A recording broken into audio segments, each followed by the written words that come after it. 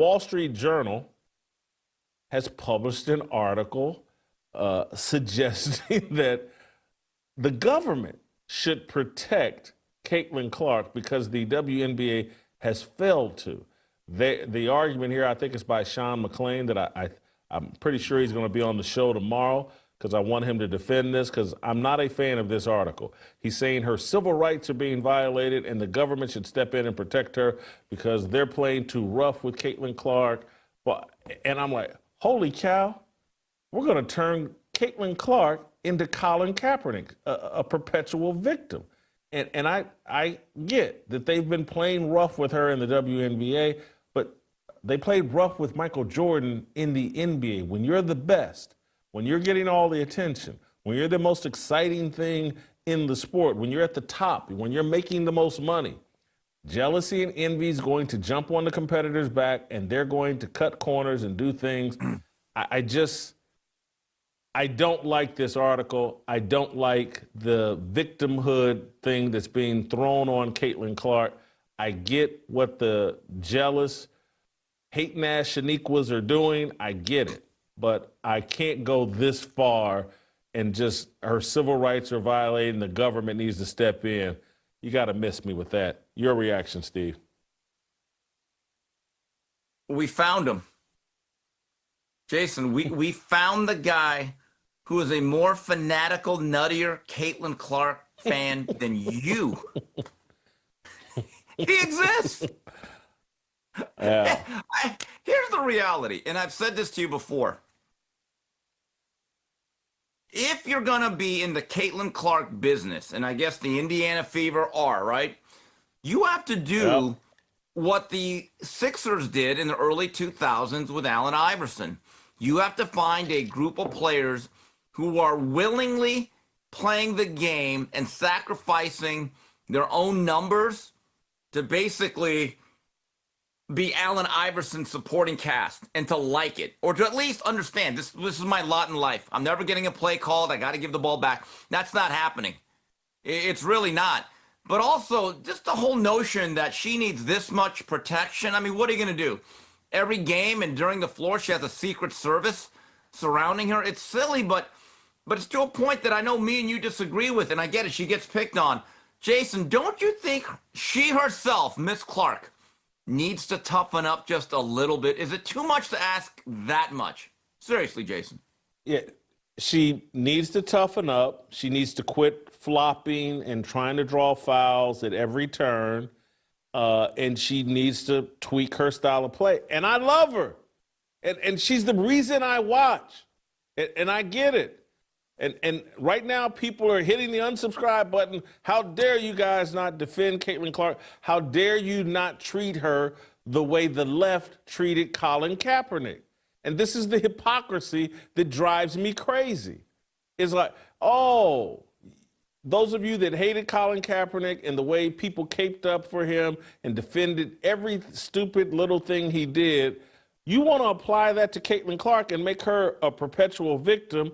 She's not. She's a multimillionaire on a very good team with great teammates that you know, can defend her a bit more, that she needs a Charles Oakley. She needs her Rick Mahorn, Bill Laimbeer, Dennis Rodman, John Sally types or whatever.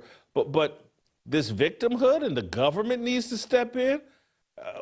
We're going to ruin her. We're going to ruin her rather than let her go through this difficulty and come out on the better side, stronger and better. Jason, I would say in terms of the Kaepernick discussion or comparison, there's a difference. Colin Kaepernick, by sitting out, or if you want to use the term blackball, which I completely disagree with, but let's say being jettisoned from the league, which he kind of did himself, he did not impact the NFL ratings one iota, I bet. Seriously, people kept watching the National Football League because you know why? Because that is our nation's passion. It's not our pastime, right? But it is the American passion, football. Caitlin Clark, if she decides, you know what? I'm going to join the monastery. I'm sick of basketball. I'm going to give my life to the Lord. I'm going to be a nun. At least a quarter to, if not half, the interest in the league would evaporate like that. There is a difference. Okay, so when people want to make that comparison, I'd say here's the thing. The National Football League, you look at their television ratings, I don't think there was much difference. In fact, they're adding content, they're adding games. Because of Caitlin Clark, there is now a plan to what?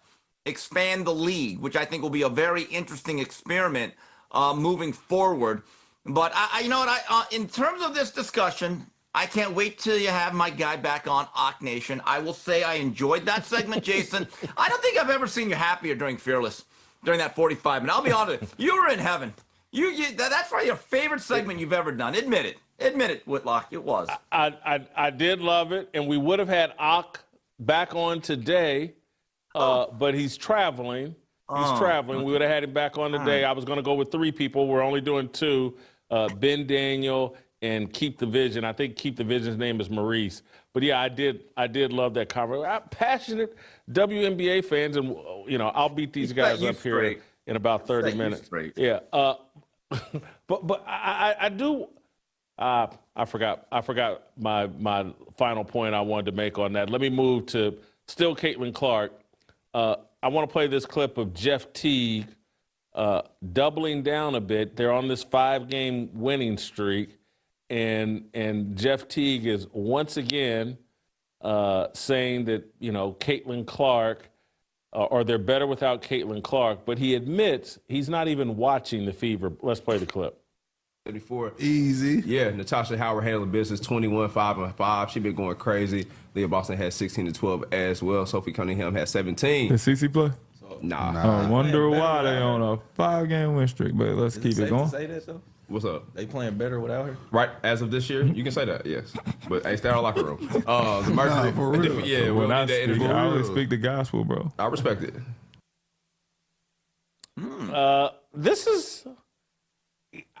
This is a bit of a problem for Caitlin Clark, and people say, "Oh, Jeff Teague's just trolling," and that podcast is just trolling. I don't think they're just trolling. I do think they're playing better without Caitlin Clark. That does not mean they're a better team without Caitlin Clark, but they're allowed to play in a style that elevates everyone more. And I talked about this yesterday. Anyway, your reaction to Jeff Teague's comments there. Now, are you sure he means that, though? He could be saying something completely different by Thursday, given his recent history. Does he actually mean it this time? He says things that he seems to flip-flop on like a politician after getting elected. Or hold on, Caitlin's not with Clutch. He probably going to stick with that comment. But, Jason, I will admit this. I'm actually fascinated. No, I'm not fast. I'm interested to see if Caitlin Clark adjusts her game in any fashion when coming back, if she's going to make it a point to ease her way back into the offense and be much more of a facilitator, and then letting her offense come to her instead of the second wave.